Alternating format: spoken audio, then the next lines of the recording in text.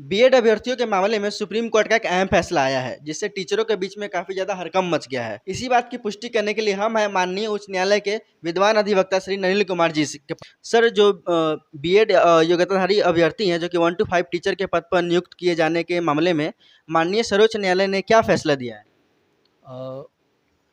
माननीय सर्वोच्च न्यायालय के द्वारा 11 अगस्त 2023 को देवेश शर्मा एवं अन्य के मामले में सिविल अपील में फैसला दिया गया है। इसमें यदि संक्षिप्त में बात किया जाए तो इसमें बीएड योग्यताधारी शिक्षकों के अभ्यर्थियों को क्लास 1 से 5 तक के परीक्षा में, पात्रता परीक्षा में भाग लेने के लिए या क्लास 1 से 5 के शिक्षक बनने से रोक लगाई गई है। इनफैक्ट जो एनसीटीई का नोटिफिकेशन था 28 जून 2018 का, जिसमें ये प्रावधान किया गया था कि क्लास 1 से 5 तक के शिक्षक बनने के लिए बीएड योग्यताधारी पात्र होंगे। कंडीशन ये था कि वो 6 महीना का उनको ब्रिज कोर्स करना होगा, लेकिन सुप्रीम कोर्ट ने इसको राइट टू एजुकेशन के अगेंस्ट माना है। उसके अलावा एनसीटीई के गाइडलाइंस के अगेंस्ट मानते हुए इसको रद्द कर दिया है। और इस नोटिफिकेशन 28 जून 2018 के नोटिफिकेशन के रद्द होने का बहुत दूरगामी प्रभाव पड़ने जा रहा है। एक तो जो अभ्यर्थी हैं क्लास 1 से 5 तक के लिए जो बीएड योग्यताधारी थे वो अब नहीं पार्टिसिपेट कर पाएंगे।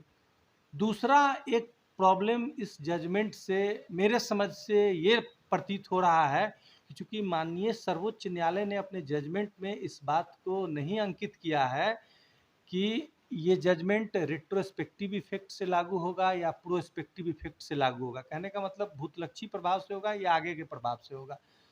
तो उससे अपने बिहार में, अन्य राज्यों में भी हो सकता है, अपने बिहार में बहुत सारे शिक्षक ऐसे रिक्रूट हुए हैं जो कि क्लास 1 से 5 में हैं, बट वो बीएड योग्यताधारी हैं, उनकी डीएलएड योग्यता नहीं है।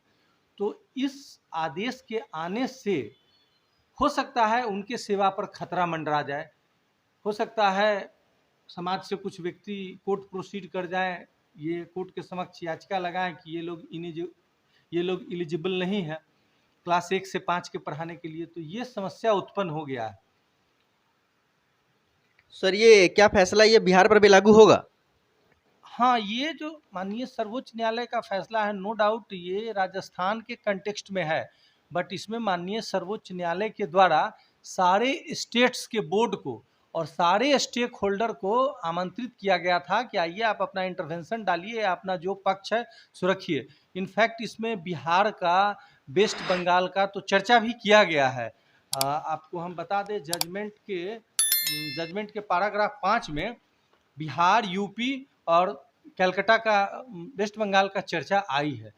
तो इसमें है कि ये ऑर्डर तो इसका, चूँकि आरटी जो है राइट टू एजुकेशन, ये पूरे देश में लागू है, पूरे देश में लागू है। ऐसा तो नहीं है कि सिर्फ बिहार के लिए है। तो चूँकि ये सारा कुछ हुआ है, नोटिफिकेशन, एनसीटीई भी प्रभावी है, एनसीटीई एक्ट पूरे देश में प्रभावी है।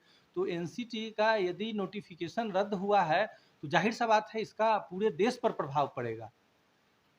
सर, क्या इस फैसले के बाद एनसीटी का नया गाइडलाइन जारी करेगा? ये एक्चुअली अब सुप्रीम कोर्ट के आदेश के आलोक में नोटिफिकेशन को रद्द किया गया है। तो अब ये देखना है कि एनसीटी इसमें कितना कुछ कर पाता है, लेकिन बट इस ऑर्डर में ये राइट टू एजुकेशन के मैंडेट के अगेंस्ट किया गया है, मैंडेट के अगेंस्ट पाया गया है, इस कारण से स्ट्रक डाउन किया गया है इस नोटिफिकेशन को। तो सुप्रीम कोर्ट के ऑर्डर को वायलेट करके मुझे नहीं लगता है एनसीटी कुछ करने जा रही है। तो सर, इस फैसले के बाद जो बीपीएससी द्वारा 25-26 अगस्त को जो शिक्षक बहाली की जाने वाली है, उस परीक्षा पर कोई प्रभाव पड़ेगा? इस ऑर्डर में ऐसा कुछ नहीं है, बट इस ऑर्डर का जो कंक्लूजन है वो प्रभाव उस पर निश्चित रूप से डालेगा। ये तो बीपीएससी अथॉरिटी को देखना है कि वो एग्ज़ाम इन लोगों का कंडक्ट कराएंगे तो किस बेसिस पर, क्योंकि सुप्रीम कोर्ट का ऑर्डर आ चुका है। क्लास 1 से 5 के लिए वो लोग अपीयर करने के लिए एलिजिबल अब नहीं है। सुप्रीम कोर्ट के आदेश के बाद ये समस्या आ चुकी है। तो सर बिहार में बीएड योग्यता के आधार पर पूर्व से बहाल शिक्षकों पर क्या प्रभाव पड़ सकता है? हाँ, ये मैंने पहले ही कहा है कि माननीय सर्वोच्च न्यायालय की इस जजमेंट में ये इस चीज़ की नहीं वर्णन की गई है कि भूतलक्षी प्रभाव से लागू होगा या आगे के इसका प्रभाव होगा। बट एक चीज़ है इसमें विचारणीय प्रश्न ये है कि जब नोटिफिकेशन जो है 2018 का 28 जून 2018 का एनसीटी के नोटिफिकेशन को ही रद्द कर दिया गया है, तो उस नोटिफिकेशन के बाद उस नोटिफिकेशन का लाभ लेते हुए जो भी टीचर अपॉइंट हुए, तो निश्चित रूप से वो भी उसके दुष्प्रभाव के दायरे में आ जाएंगे। ये समस्या उनके लिए उत्पन्न हो गई है। उनको भी हो सकता है समस्या हो सकता है उनको कोई लीगल रेमेडी इसके लिए उनको भी लेना चाहिए। अदरवाइज उनके साथ समस्या तो है। अपना कीमती समय देने के लिए बहुत धन्यवाद सर।